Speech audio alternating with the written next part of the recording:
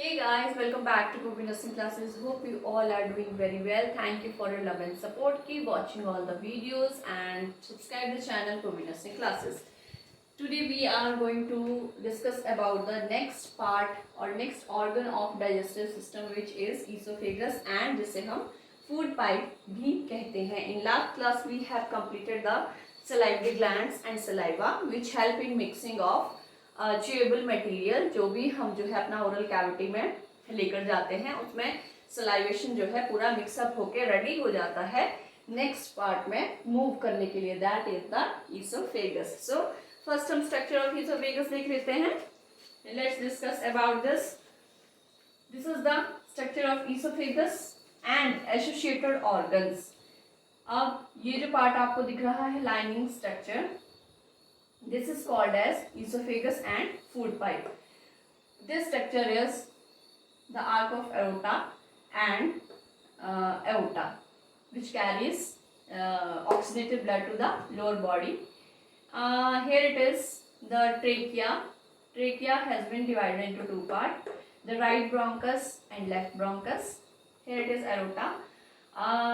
This is the diaphragm muscles. यहाँ पे ये है हमारा inferior vein cava which brings deoxygenated blood from the lower side of the body. Then next जो हमारा esophagus है, again this is also the structure of aorta जो कि हमारा abdominal part में supply करता है blood.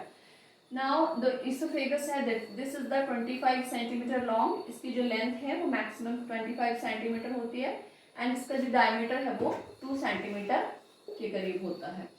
नाउ जो हमारा इसोफेगस है, it has two sphincters. Sphincters क्या होते हैं? These are the also muscles and जहाँ पे मसल जो है कंट्रैक्ट एंड रिलैक्स करते हैं, क्लोज एंड ओपन होते हैं जो कि हमारे ऑर्गन्स को सेफ रखने में हेल्प करते हैं. जो अपर इसका स्फिंक्टर है वो फेरेंक्स के साथ शुरू हो जाता है जिसे हम क्रिकोफेरेंजियल स्फिंक्टर कहते हैं. एंड लोअर स्फिंक्टर जो हमारा हो जाता है that is upper sphincter.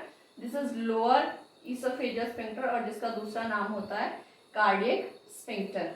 Now ये क्या हेल्प करता है? जो हमारा कार्डियक स्फिंक्टर है, this help to prevent acidic material, acids and food रिकर्जिटेशन.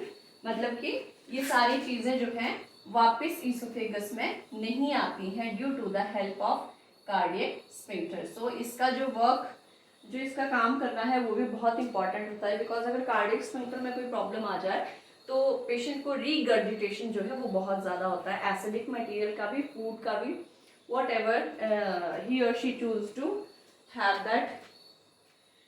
So this is the structure of oesophagus. बहुत ही ईजी है. Read it and understand it very clearly. Now the function of esophagus बहुत ही easy functions हैं.